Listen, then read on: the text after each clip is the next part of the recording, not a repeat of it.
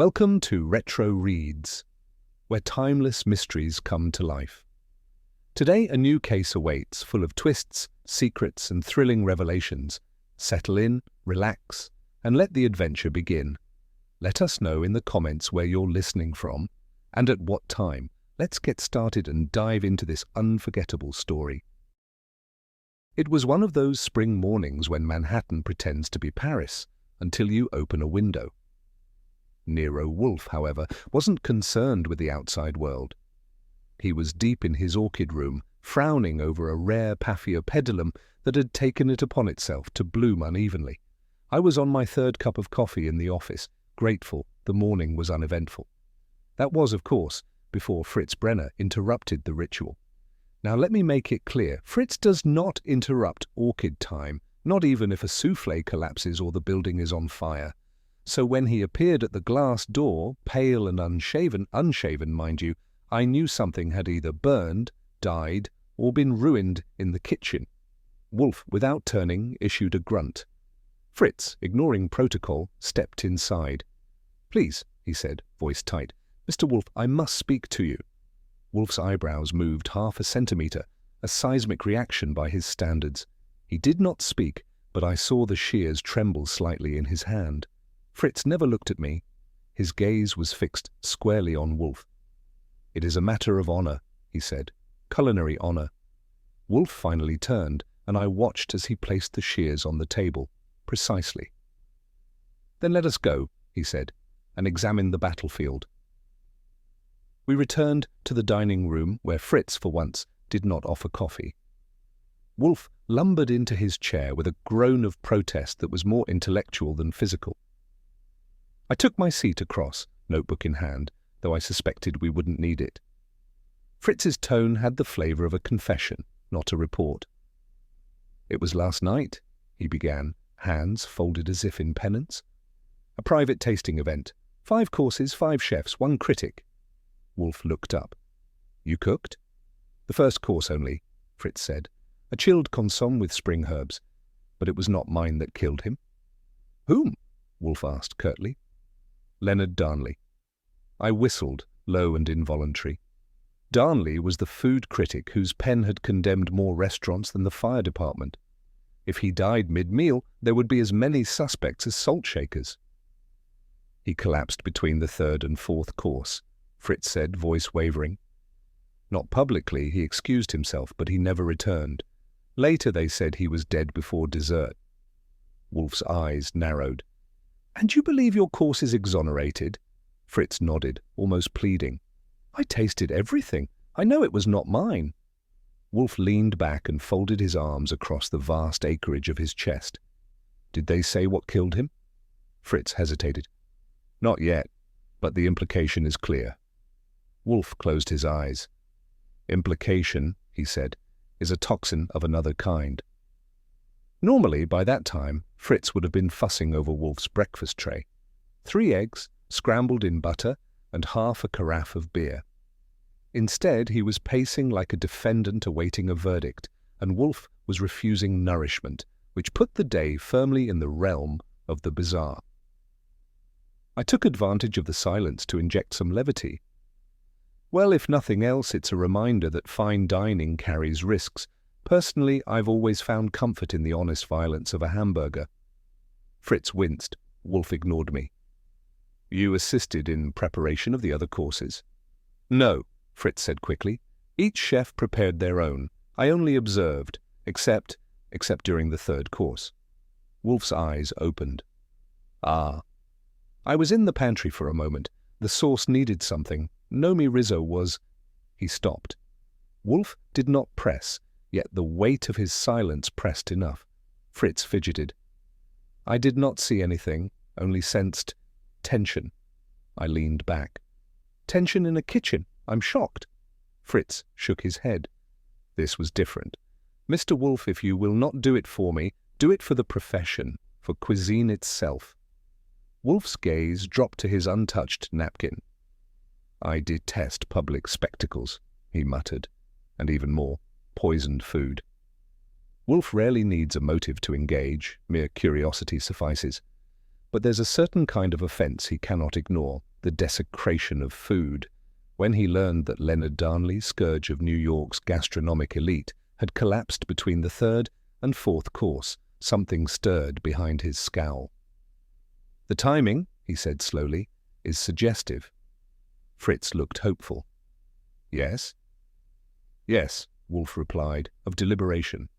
"A man does not collapse mid-course from a mild indiscretion, nor does he fall victim to a delayed misfortune. Between courses, that is orchestration." I raised a brow. "Or a coincidence." Wolfe's eyes flicked to me. "Coincidence is an argument for the lazy. I am not." Fritz shifted.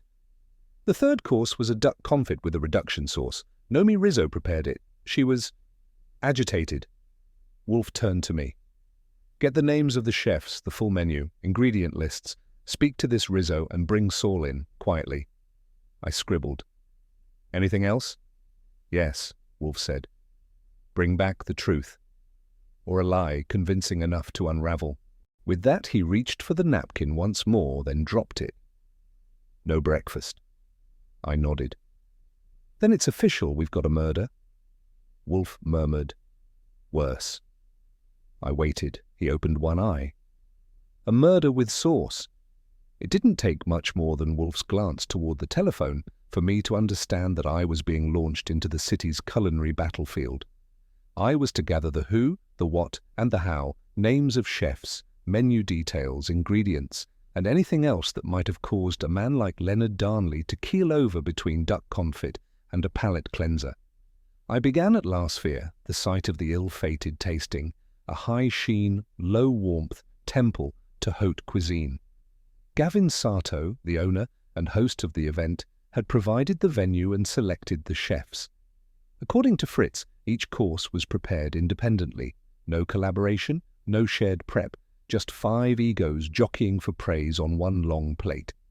I was greeted by a tight-lipped maitre d' who either hated reporters or suspected I wasn't there to reserve a table. I presented my card, claimed I was assisting in a private culinary inquiry, and waited until I was escorted into Sarto's office. While I waited, I flipped through the printed menu from the night of the event, 5 courses, each credited to a different name: Fritz Brenner, Nomi Rizzo, Lyle Craik, Michelle Barron, and Raina Park. Wolfe had insisted I gather the exact ingredients for each course. I didn't argue. In his world, pepper wasn't just pepper, and vinegar could mean more than bitterness. The list would later prove more revealing than a confession. I also made mental notes of what was missing: timelines, servers' observations, and most critically, the wine pairings. Wolfe had raised an eyebrow when Fritz mentioned that Darnley had sipped Hungarian wine. Wolfe's eyebrows are not known for aerobics, so I took it seriously. The game was afoot, not in the Holmesian sense with footprints and fog, but with egos, infusions, and a victim whose death could have been plated with garnish. Gavin Sarto greeted me with the warmth of a man facing a tax audit. He was compact, overgroomed, and carried himself like someone who had built a small empire from balsamic reduction and Michelin whispers. His handshake was perfunctory, his smile non-existent. "I've already spoken to the police," he began, before I had unbuttoned my coat. "They found no immediate cause of death, so if you're here to assign blame—" "I'm here to assign facts," I replied pleasantly. "Mr. Wolfe doesn't assign blame, he reveals it." Sarto sniffed. "That implies there's blame to assign?" "That depends. Why don't we talk about the chefs?" He gave me a quick rundown, lips tight with disapproval. He respected Fritz's discipline, tolerated Craig's flamboyance, and dismissed Rizzo's dramatics. His mention of her was quick, but the syllables clanged. I pressed. "She resented Darnley," he admitted. "He gave her a 1-star review last year, called her food angrily inventive. Her restaurant shuttered 2 months later." "And yet you invited her?" "I admire her talent," he said flatly. "She needed the exposure, and frankly I needed the balance." I made a note to speak to Rizzo before the day was done. Anyone Sarto both admired and resented was likely to have more to say than he did. Nomi Rizzo greeted me with the kind of civility that sharpens knives rather than diffuses them. Her restaurant, what remained of it, was closed to the public but still faintly scented with time and pride. She wore a chef's coat as if it were armor and gave me precisely 3 minutes before declaring she had prep work to return to, which, as far as I could tell, was a fiction as fragrant as her kitchen. "Did you know Darnley had a wine allergy?" I asked. "No," she replied, quick as a cleaver. "But if I had, I wouldn't have altered my recipe to coddle him." "You did prepare the 3rd course," I said. She didn't blink. "Yes, duck confit with a cubeb reduction." "Cubeb?" I repeated, carefully neutral. "It's traditional in Indonesian cuisine. Peppery, floral, daring, perhaps. And dangerous?" She set down her tasting spoon. "Only if misused, and I don't misuse my spices." Her voice was even, but her posture betrayed something tighter beneath the surface. The way she watched me, not with fear but calculation, told me this wasn't her first time defending her work, or her intentions. "Mr. Sato said you had history with the critic," I offered offhand. Her lips curved. History is what Darnley didn't understand. He judged food like a bureaucrat grades poetry. "Poisonous reviews, then?" "Only metaphorically," she said, but the line tasted bitter on the air. I thanked her for her time and walked out knowing 2 things. She was hiding something, and she wanted me to know it. If Nomi Rizzo wielded words like a cleaver, Lyle Craik offered his like whipped cream, light, airy, and suspiciously devoid of substance.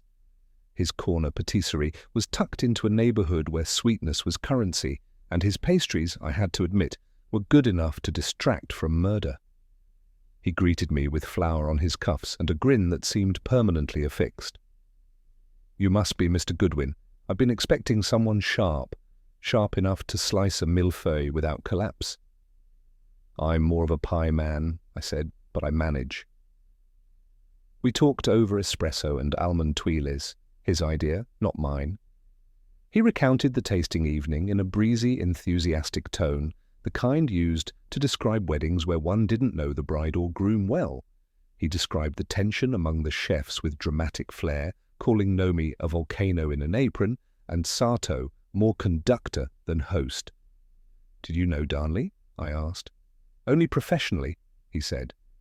He reviewed my opening last year, called my lavender creme brulee unapologetically flirtatious. I took it as a compliment. "You were in charge of the dessert course?" "Chocolate ganache tart. Nothing deadly about it, unless you're allergic to love." He winked. I made a note to check the ingredient list. Craik was charming, yes, but he was also careful. Too careful. His friendliness was lacquered on thick, and I couldn't shake the sense that he was trying to distract me. He offered plenty of information, but none of it tasted quite like the truth. Valentina Darnley lived in a Fifth Avenue apartment that looked like it had been arranged by a designer with a fear of color. Everything was beige, silver, or glass. She met me in a charcoal sheath dress and a pair of expressionless eyes that had clearly outlived the usefulness of tears. "I'm surprised Mr. Wolfe took an interest," she said, after offering tea that neither of us touched. "He has a fondness for food," I said, "and for murder in moderation." She gave a small smile, well-mannered but hollow. "Leonard had many opinions, Mr. Goodwin, some of them printed, others weaponized." "And did any of them come home with him?" "I assume you mean enemies," she said. "Leonard didn't collect enemies, he manufactured them." She spoke with a kind of precise detachment that made it impossible to determine whether she was grieving or simply reorganizing her calendar. Her account of the tasting was clinical. She'd accompanied him, stayed for the first 2 courses, and then excused herself before dessert became theatre. "Did he have any known allergies?" I asked. "Only to humility," she replied. Her charm was deliberate and glacial. I noted the subtle evasions, the perfectly chosen vagueness. Either she was coping with grief through the armor of poise, or she'd been rehearsing that composure long before Leonard took his final sip. When I rose to leave, she said, "Tell Mr. Wolfe that if this is a performance, I expect him to critique it honestly." Back at the brownstone, Wolfe was in the plant rooms and Fritz was in the kitchen, muttering about butter temperatures like they had insulted his lineage.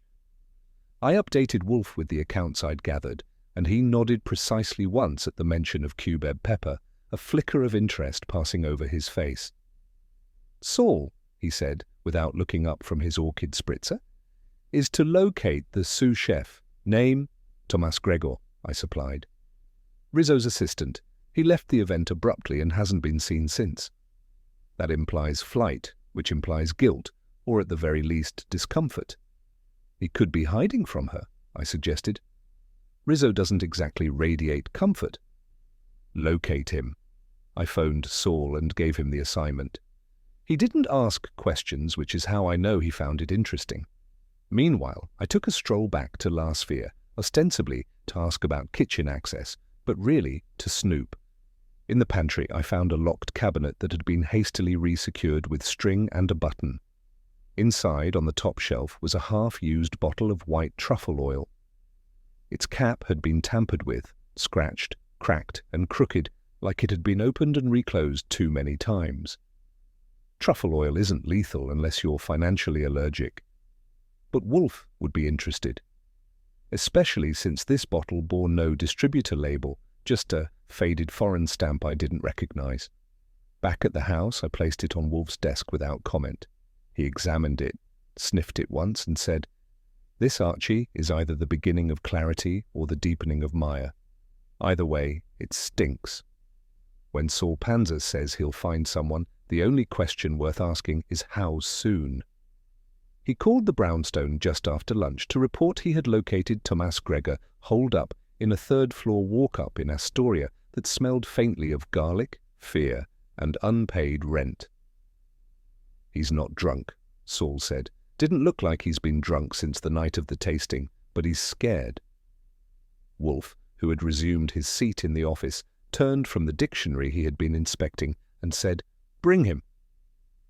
10 minutes later, Thomas arrived, trailing behind Saul like a child caught with jam on his sleeve. He was thin, nervous, and wore the look of someone who had been waiting for a knock on the door since Tuesday. He sat at Wolfe's command, perched lightly on the edge of the red leather chair, as if it might bite. "I didn't do anything wrong," he said, before we could speak.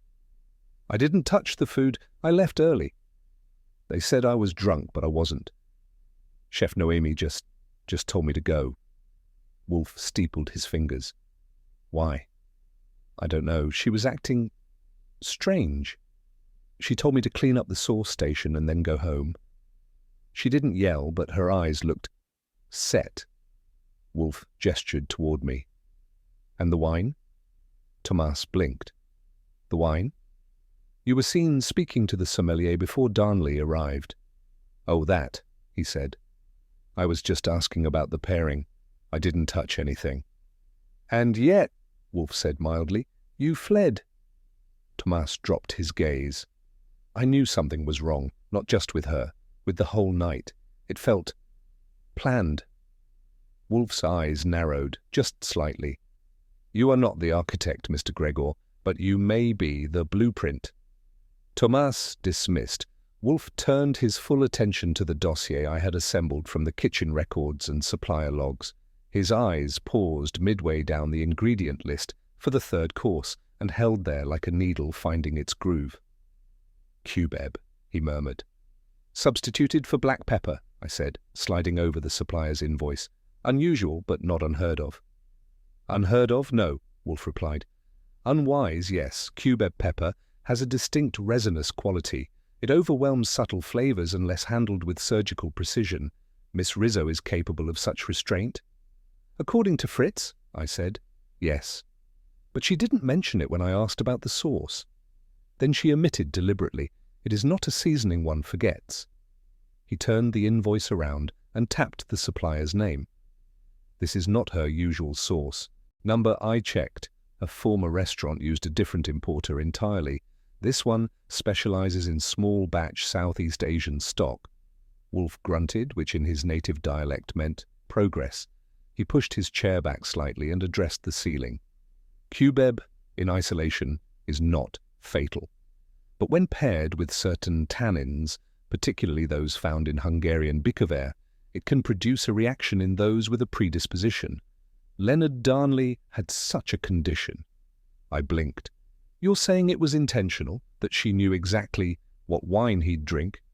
I am saying, Wolfe replied, that someone did. Someone who either knew Darnley's preferences or ensured he would receive that wine, and then tailored a dish around a spice with lethal compatibility. He closed the folder.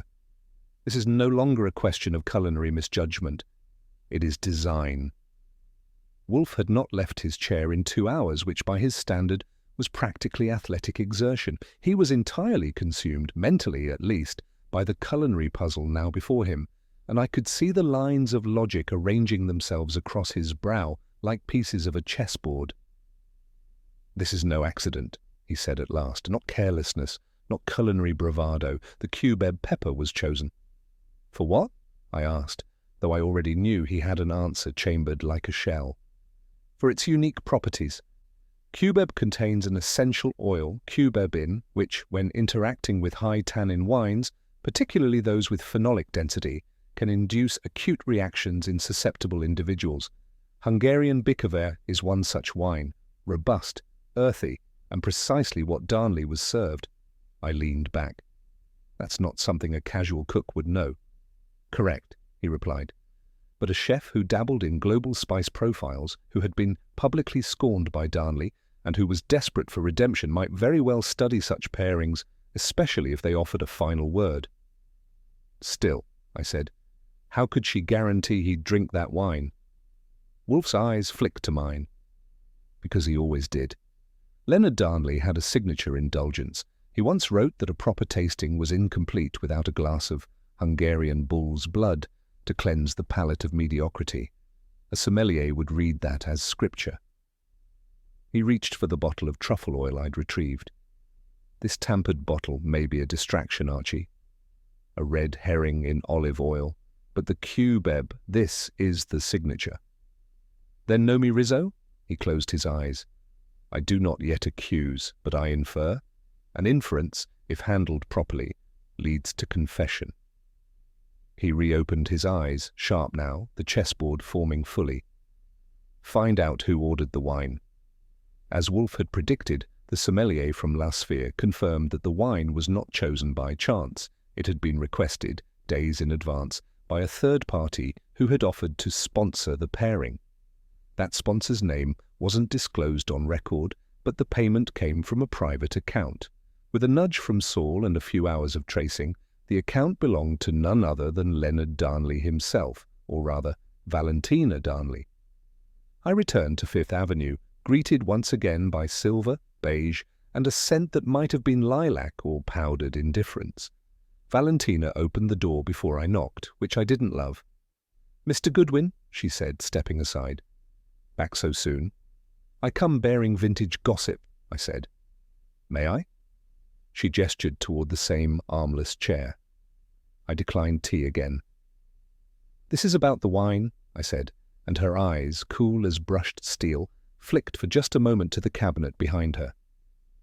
"Leonard was particular," she said smoothly. "He had rituals." "And you managed them," I said. "I was his wife," she replied. "I managed many things," I smiled. "You requested the wine, paid for it, in fact." She didn't blink. "He expected it. I merely ensured it." "Did you know what the third course was going to be?" "No." "Or who would cook it?" "Not until the night of." "Yet you ordered the pairing 4 days prior?" She folded her hands. I knew Leonard. He would criticize every course, regardless of merit, but he wouldn't insult a sommelier. He would drink that wine whether it paired with duck, salmon, or cardboard. I had no doubt she was telling the truth. The tone, the ease, it wasn't rehearsed. But whether it exonerated her or not depended entirely on whether knowing a man's habits made you an accomplice to his end. "I assume Mr. Wolfe is still unconvinced?" she asked, rising. "I assume," I said. "He's only begun." Wolfe had a habit, cultivated like his orchids, of withdrawing into a state of what I called active inertia. He would sit in silence, fingers templed, eyes closed, lips tight, not asleep, but not quite present either. When he finally emerged from that trance after my return from Valentina Darnley's apartment, he did so with a grunt that suggested the end of contemplation and the beginning of pronouncement. "Cubeb," he said, as if I had just brought it up. It was once used by British intelligence operatives. "I'm going to need a little more," I said, settling into the red chair. He didn't indulge me with a smile. During the war, there was a short-lived experiment involving low-dose botanical irritants, harmless to most, but capable of triggering violent allergic reactions in the right physiological profile. Cubeb, in powdered form, was added to the personal effects of targeted diplomats with known sensitivities. The deaths passed as unfortunate coincidences, cardiac events mostly, undetectable unless you knew precisely what to look for. I raised my eyebrows. "And how do you know that?" He opened his eyes. "Because I was consulted by an officer in military intelligence regarding the chemical structure of Eastern spices. It was a brief and distasteful affair." I whistled. "So this wasn't culinary curiosity, it was tactical design." "Exactly, and that removes the defense of ignorance. Miss Rizzo, should she be our poisoner, cannot claim she selected Cubeb for novelty or flavor alone. She would have needed to understand its interactions." "Which makes it murder," I said. "It makes it war by other means," he replied. There was a long pause, then he added, "And someone used the battlefield of cuisine to settle a very old score." Wolfe remained in the office for the better part of that afternoon, refusing beer, lunch, and my well-reasoned suggestion that he let the police take it from here. "The police," he said, "are like dull knives, useful only when nothing delicate is required." He had moved beyond deduction and into orchestration. From my angle, it was like watching a maestro conduct a symphony that hadn't been scored yet. The instruments were chefs, critics, and sources, and every note seemed to lead closer to a single, sour chord. "I have been overly charitable," he said finally, without preface. I presumed an opportunist. I see now the act was calculated well in advance. I put down the newspaper I hadn't been reading. "Who's our conductor?" "I'm not ready to accuse, but we know this. Someone knew Darnley's allergy, knew his loyalty to Bicaver, either had the culinary acumen to dose a dish subtly or controlled someone who did. The Cubeb was not a flourish, it was the blade." "And the truffle oil?" I asked. "A misdirection," Wolfe said. "The tampered bottle was planted to invite suspicion elsewhere, to shift our attention toward a common ingredient. But Cubeb, rare and specific, has no such camouflage." "So who fits the bill?" I asked. Valentina Darnley had motive, proximity, and made the wine request. Nomi Rizzo had the skills and the grudge. Sartos got both control and vanity. "Craik is a dilettante," Wolfe said. "Too smooth, too careful. He lies easily, but not deeply." "And Thomas?" "An unwitting pawn, paid and manipulated." I nodded. "You're thinking revenge?" "Revenge made palatable," Wolfe said. "And personal." He tapped a folder on his desk. "Darnley did not merely destroy reputations with his pen, he humiliated. Rizzo, once the rising star of her culinary circle, had her life's work reduced to a sarcastic headline. Bankruptcy followed. She lost her restaurant, her investors, her name. Enough to kill over?" Wolfe looked at me as if I had asked whether soup is wet. Miss Rizzo would not stab a man, but she would reduce him, and with the right spice, she could reduce him to memory. By that point, I had learned to trust Wolfe's instincts the way a man trusts a finely balanced blade. It may not always draw blood, but when it does, it cuts precisely. So when he asked me to look into the background of the wine order, not just the financials, but the relationships, I knew we weren't talking about grapes anymore. A brief call to Saul yielded a name that hadn't been mentioned before. Marcella Ventresca, former sommelier at a bistro in Tribeca, where Leonard Darnley had once penned a blistering takedown. Marcella, as it turned out, had since relocated to Gavin Sarto's private wine club, a subterranean indulgence for elite palates. I paid her a visit under the pretense of arranging a wine tasting for a client who appreciated obscure vintages and detested company. Marcella remembered Darnley with a pinched smile and recalled an overly familiar patron who had once insisted that she pour a wine he couldn't possibly afford to criticize. "Do you know Valentina Darnley?" I asked casually. She gave a look that could have uncorked a bottle. "I know she used to come here alone before she married him. She and Gavin were thick as thieves, or lovers." That landed. "Still close?" "I haven't seen them together in months, but she knows his cellar better than his accountant does. She's the one who taught Gavin to appreciate Hungarian wines." I filed that away. It made the wine order more than a ritual. It made it a message, a coded toast from someone who knew exactly what Darnley drank, when, and with what. I dropped by Sato's office on my way back. When I mentioned Valentina's name, he showed the faintest tremor in his left hand, the kind a man gets not from fear, but memory. "Old friends?" he said. "Old flames?" I asked. He did not answer, which was all the answer I needed. When I reported back to Wolfe, he only muttered, "A conspiracy of taste and temperament." Continue. My next appointment was with Chef Noemi Rizzo, and this time she did not greet me in her whites. She wore street clothes, pressed, sharp, and defensive, the kind of outfit you wear when you expect to be accused but don't intend to plead. We met in the skeletal remains of her former restaurant, now an echo chamber of polished brass and unpaid dreams. She unlocked the door with the air of someone visiting a grave. "Mr. Goodwin?" she said, eyes steady. "I assume this is not about a reservation." "I wanted the story," I said. "Not just the source. What happened after Darnley's review?" She laughed once, soft and humorless. "The usual. Investors withdrew, my reservation list vanished overnight, the health inspector became curious, and the landlord became cruel. I was insolvent in 3 months, gone in 6. "And you blame him?" Number the Y credit him. He had a way of slicing to the bone. "But the review was venomous, personal. He called my food bitter, theatrical, and hollow." The last one stung. Sounds like he was describing more than a dish. She didn't flinch. He was a man who couldn't separate taste from power. I fed him brilliance, and he called it noise.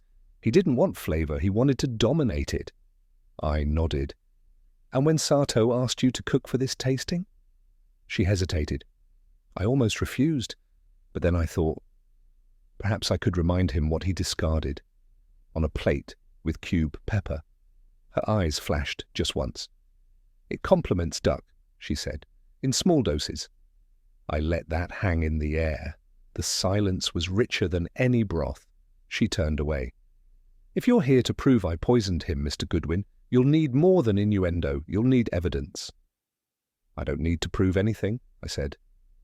"That's Mr. Wolfe's job. I'm just the messenger." I left her among her ghosts, still proud, still brittle, and, if Wolfe was right, still hiding something beneath all that burnished resentment. And I wasn't done digging. Not yet. By now, the chefs in this particular circle had proven themselves less a culinary brigade than a carefully balanced menagerie, each with their own claws tucked neatly beneath crisp cuffs. Lyle Craik was the most polished among them, all charm and sugar-dusted smiles, which meant it was high time I scraped beneath the icing. I began with a vendor list. Fritz helped me obtain it discreetly by calling in a favor from a friend who handled boutique imports for high-end kitchens.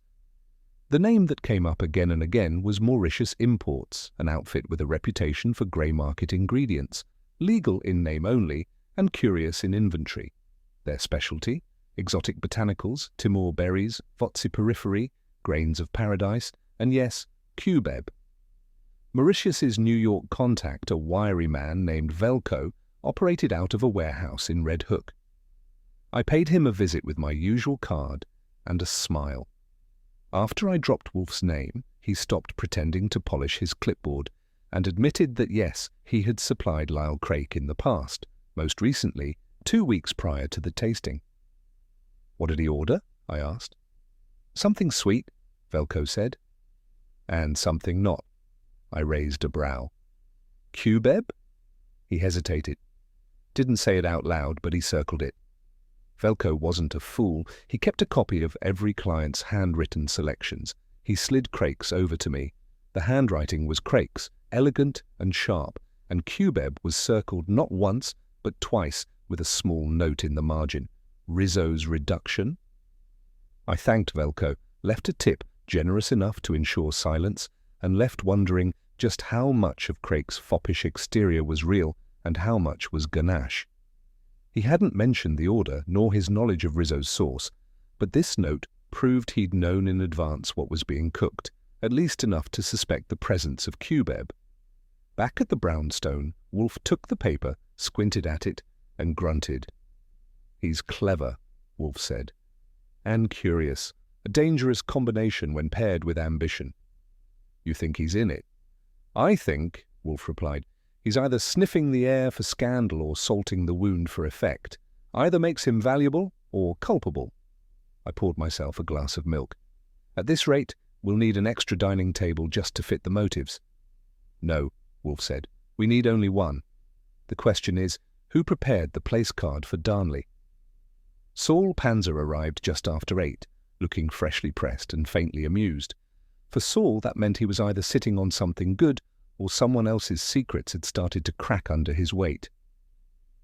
I handed him a coffee and waited for the download. "You were right about Tomas Gregor," he said. "He didn't just vanish out of fear, he got paid." He handed Wolfe a thin folder, light on paper, but heavy on implication. Inside was a record of a $10,000 wire transfer deposited into Tomas's account 3 days after the tasting. The sender? A shell company registered in Delaware under the name Sarto Holdings, LLC. I let out a low whistle. Subtle. Wolfe gave a dry snort. "Gavin Sarto does not concern himself with subtlety, he concerns himself with results." "Tomas didn't even know what he was being paid for," Saul said. "I leaned on him just enough. He claims the money was a bonus for discretion. Rizzo told him to keep quiet about something. He assumed it was about the sauce, or the fact that she altered the recipe, but he insists he didn't know anything about Cubeb or allergens." "Did he handle the ingredients?" Wolfe asked. "Number. He packed boxes, washed knives, nothing more." "Yet he was paid," Wolfe said, "to be silent." Saul nodded. "Rizzo gave him the envelope herself." Wolfe's fingers steepled. "And Sarto?"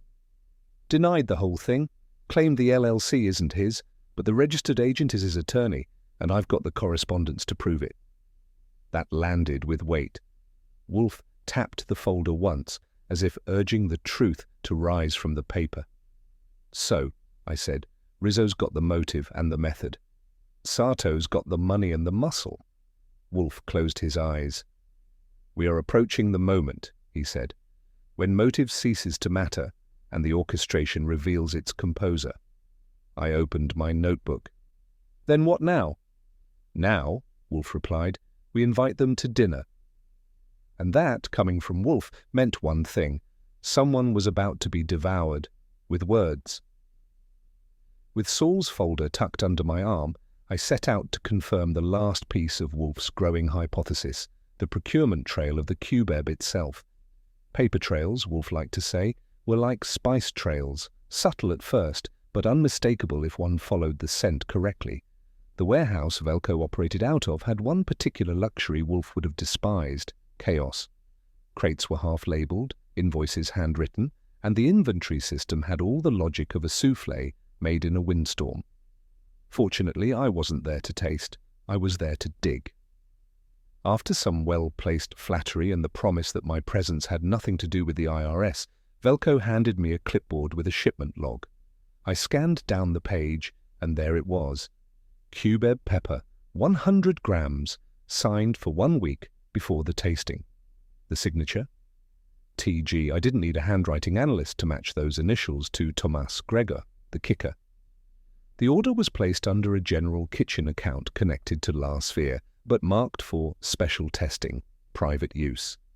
I took a photo of the log, thanked Velko, and left with that particular tingle behind the eyes Wolfe often described as the first stage of clarity. Back at the brownstone, I dropped the image onto Wolfe's desk like a dish just served. "Tomas signed for it," I said. Didn't know what it was, but Rizzo told him to pick it up. Wolfe nodded once. Then the spice arrived under his hand, but not his will. That removes his culpability. And deepens hers? Not conclusively, Wolfe said. She may have planned the course with Cubeb as an experiment in audacity. But combined with the wine? That is design, that is murder by precision. He tapped the edge of the desk with one thick finger. We now have motive, method, delivery, and distraction. Distraction. The tampered truffle oil. It is the cherry on this bitter Sunday, a red herring soaked in white gold. I offered a crooked smile. So what now? A trap? Wolfe nodded. We cook. When Nero Wolfe decides to set a trap, he does so with the kind of solemnity that lesser men reserve for proposing marriage or revising a will. This time, the ingredients were as follows: 1 murder, 5 egos, a bottle of Cubeb, and Wolfe's unwavering belief in the table as theatre. He instructed me to phone each suspect personally: Gavin Sato, Nomi Rizzo, Lyle Craik, Valentina Darnley, and Tomas Gregor, and invite them to the brownstone for a culinary clarification. The phrase was Wolfe's, and it was delivered with the kind of firmness that suggested it wasn't optional. I'd rather not serve subpoenas, he said. But I will, if taste fails to persuade. I placed the calls. Sato was terse but agreed, probably more curious than compliant. Rizzo paused a long time before answering. Craik was enthusiastic, overly so. Valentina, cool as always. Tomas didn't need much convincing. He wanted to be clean more than he wanted to be safe. What exactly are we serving? I asked Wolfe after the final call. A facsimile of the 5-course tasting, he said, with minor but significant alterations. You're having Fritz recreate the dinner? With supervision. He paused, then added, We will not, of course, include the Cubeb. Of course. What we shall include, Wolfe said, is opportunity. To observe, to provoke, to conclude. I watched as he dictated precise instructions for Fritz, each course timed, each detail checked against the original event. Wolfe didn't plan meals, he engineered experiences. You really think one of them will crack? I asked. Wolfe leaned back, his eyes gleaming just a fraction. They needn't crack, he said. They need only react. I didn't ask more. When Wolfe speaks like that, you don't interrupt. You just make sure the office is clean, the chairs are dusted, and the guest list is complete, because when Wolfe sets the table, someone always ends up being served. Nero Wolfe was not a man who tolerated repetition, except in the matters of meals, orchids, and justice. In this case, all three converged in a curious kind of harmony as he presided over a culinary reenactment designed not to nourish, but to expose. The menu, as dictated to Fritz with an authority that brooked no edits, mirrored the fatal tasting nearly to the gram. The only liberties Wolfe allowed were strictly strategic: a changed garnish here, a slightly elevated spice note there, to unsettle memory without betraying the illusion. Each course, he informed Fritz, must be identical in structure, but not in consequence. Fritz, whose pride had still not recovered from the implication that murder had been committed in a kitchen bearing his name, took to the assignment like a knight to armor. I caught him weighing out Cubeb, strictly for visual effect, not use, with a look that could have withered lesser spices. Course 1 would be his own consomme, chilled, clear, and completely innocent. Course 2, Rizzo's infamous duck confit, would be presented without the Cubeb, replaced by a more mundane Szechuan peppercorn. Wolfe wanted to watch for facial tics, not funerals. Dessert would remain unchanged. Lyle Craik, unaware he was being served his own confection, would perhaps find that irony paired nicely with bitterness. Wolfe spent the morning dictating the seating arrangement, placing each guest not by preference, but by proximity, to each other, to the menu, to the facts. Nomi Rizzo to my right, he said, Sato across, Craik beside Archie, where he can talk himself into knots. Valentina beside the window, she will want to appear unconcerned. And Tomas? I asked.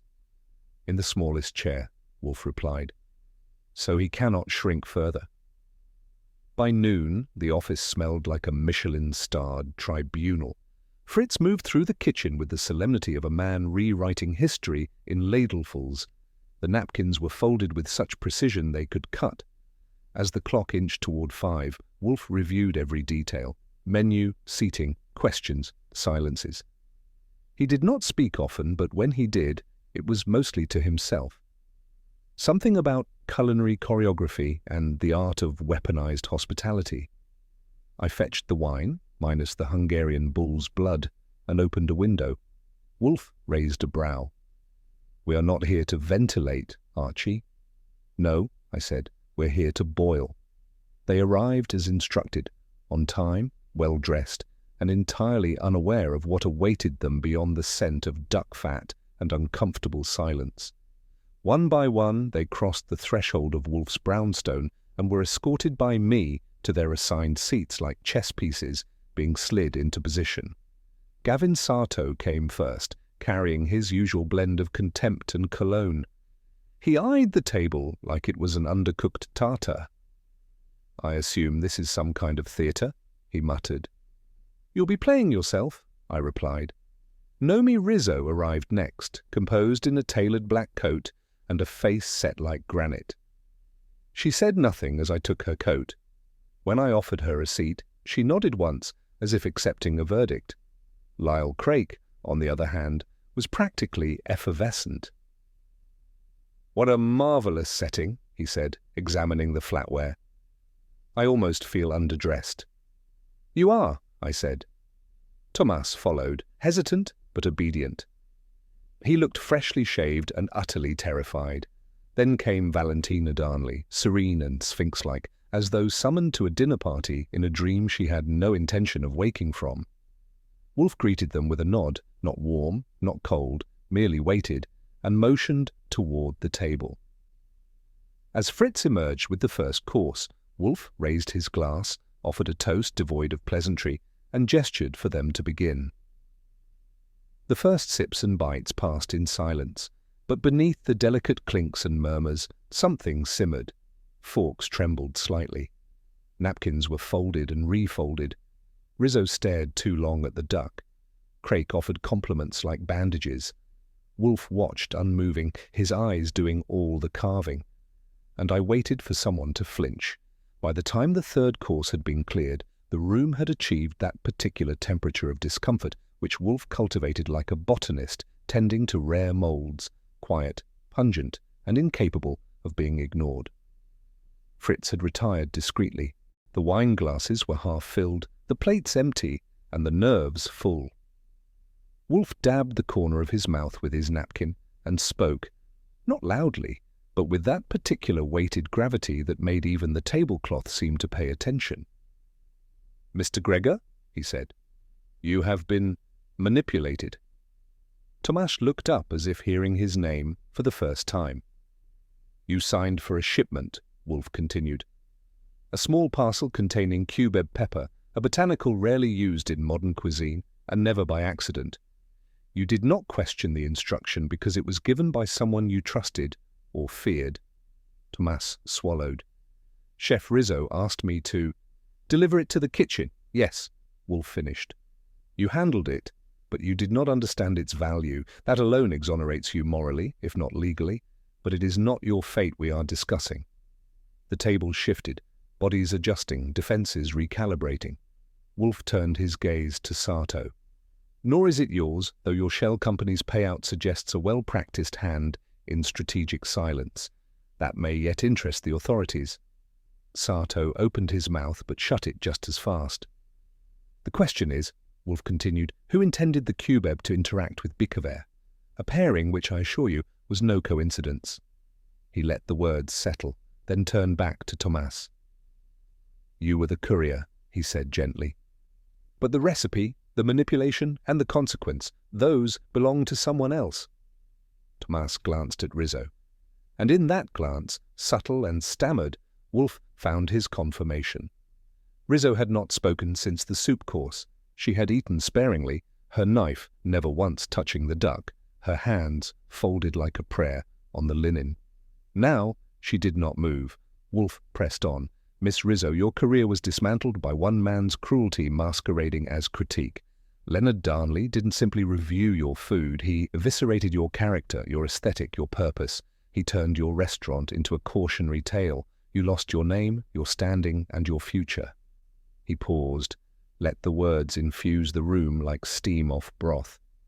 But you retained your precision. You knew Darnley's weaknesses, gastronomic and personal. You knew he drank bicaver. You knew how Cubeb would interact with it. You did not need to poison him with malice. You did it with elegance. Her eyes narrowed, but she still said nothing. You directed Tomas to acquire the spice. You modified your recipe to mask it. You knew no one would question it, because your culinary audacity had always been your calling card. A daring pairing, expected, a tragic accident, plausible, a murder, hidden in plain taste. Craik shifted beside me and muttered, "Dear God." Wolfe ignored him. "And when he died," Wolfe continued, "you said nothing. Because the perfect revenge is not loud, it is plated and served." At last Rizzo spoke. Her voice was low, colourless.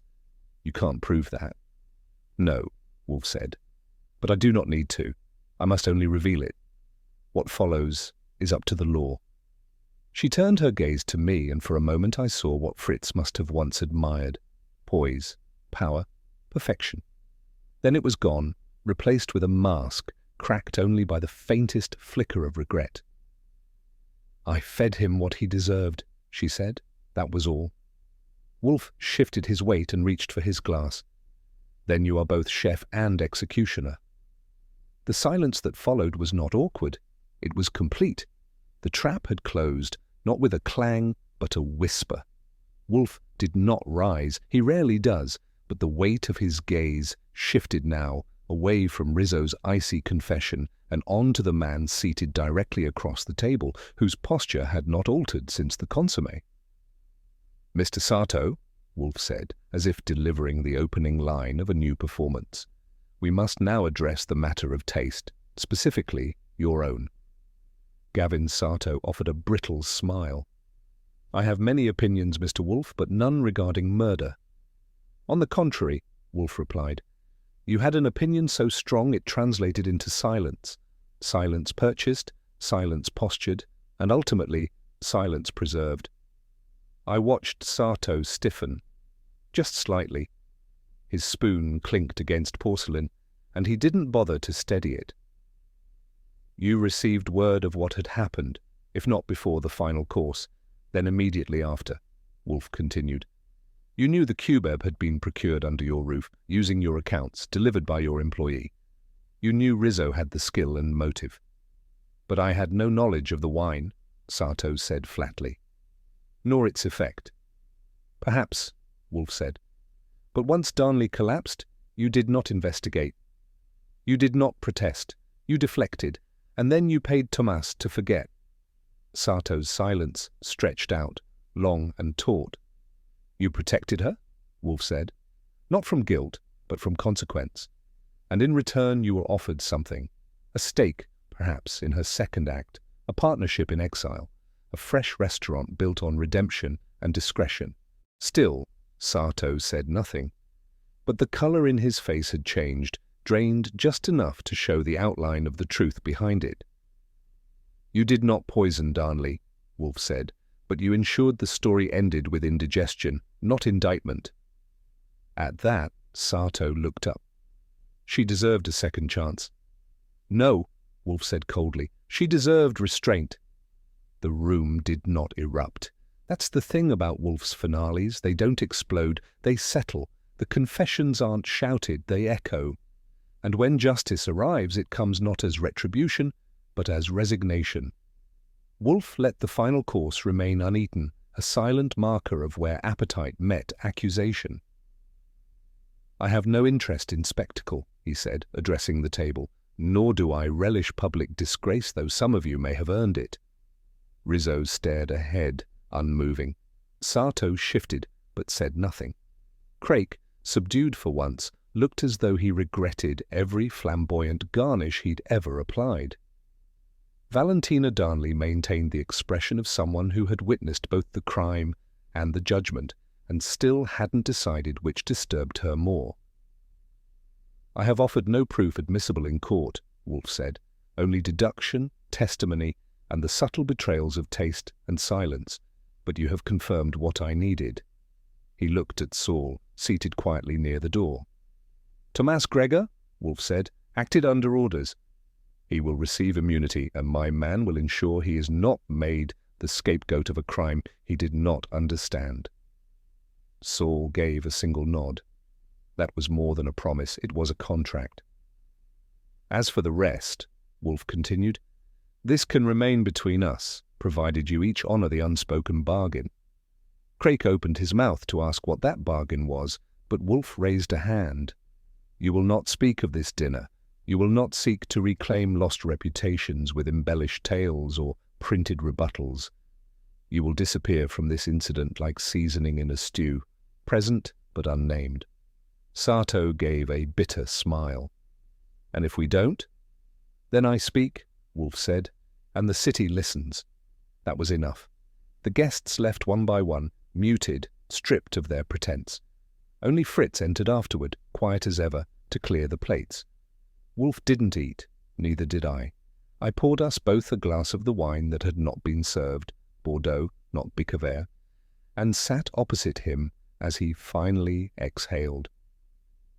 "Justice, Archie," he murmured, "must sometimes be plated with discretion."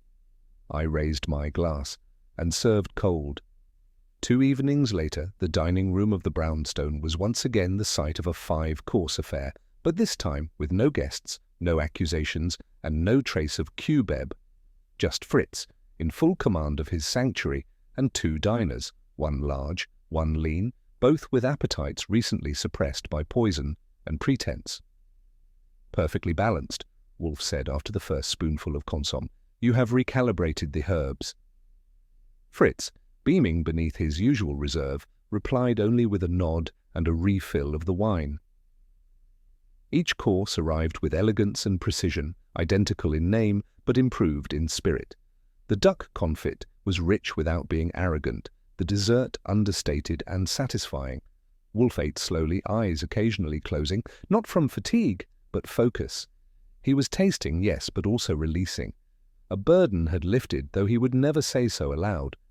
I, for my part, enjoyed the novelty of eating a murder-free meal in the aftermath of solving one.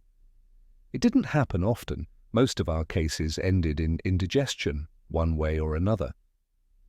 "You've outdone yourself, Fritz," I said, sipping the last of the Bordeaux. "If this keeps up, I might have to stop suspecting the source." Fritz allowed himself the faintest smirk. As dessert was cleared, Wolfe leaned back in his chair and let out a soft sigh, not of contentment exactly, but completion. "This," he said, "is how it should have ended the first time." Wolfe remained in his chair long after Fritz had vanished into the kitchen. The plates were gone, the wine low, and the mood, if not festive, was civilized. He folded his napkin and looked at it a moment before setting it aside, the gesture oddly ceremonial. "There is a danger," he said slowly, "in refinement." I blinked. "Is that a general comment, or a veiled critique of Fritz's sauce?" He ignored me, which, as always, meant I should listen. In our craft, whether culinary or intellectual, the pursuit of excellence is often mistaken for virtue. But ambition, he said, is not synonymous with honor. Ego, Archie, when tempered by wisdom, produces brilliance, but when stirred into resentment, it yields poison. Sometimes literally, I added. He continued without pause. Nomi Rizzo did not kill Darnley out of rage. Rage is vulgar. She did it because she believed she had the right to answer cruelty with precision, to match a barbed pen with a refined plate. Her dish was not an act of violence, but a thesis. Deadly either way. Precisely. That is the error. To confuse vengeance with artistry is to desecrate both. And Sato, he saw an opportunity to exploit silence, to partner not with the woman, but with her reputation reborn. That is corruption in silk gloves. He sipped the last of his wine, then looked directly at me. "Justice," he said, "is not always dramatic. It need not be loud or messy, but it must be true, and if it cannot be served hot, then it must, like any good course, be served in its time." He stood, an event significant enough to conclude the evening, and left me to finish the wine. After Wolfe had retired to his orchids, I sat in the office with my feet up and a newspaper in my lap, not for reading, but for ritual. I skimmed the society pages, glanced at the editorials, and found my reward nestled in the Metro briefs.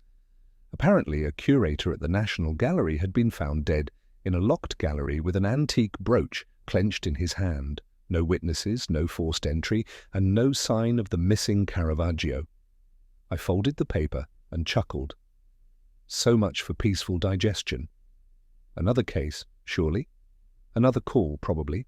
Another week where my schedule would be dictated not by appointments but by outrage and mystery and Wolfe's reluctance to leave the house. I glanced at the desk. The remnants of our last case, folders, photos, Fritz's menu drafts, were stacked neatly, awaiting the file cabinet. I'd put them away tomorrow, maybe, because tonight we'd eaten without consequence. Tonight Wolfe had spoken his truth, and tonight I'd had my fill. I got up, turned off the lights, and left the office with one thought tucked between my ears like a mint on a pillow. I may not know Béarnaise from Bordeaux, but I know when a woman's serving poison with a smile. And I know Wolfe never misses a course.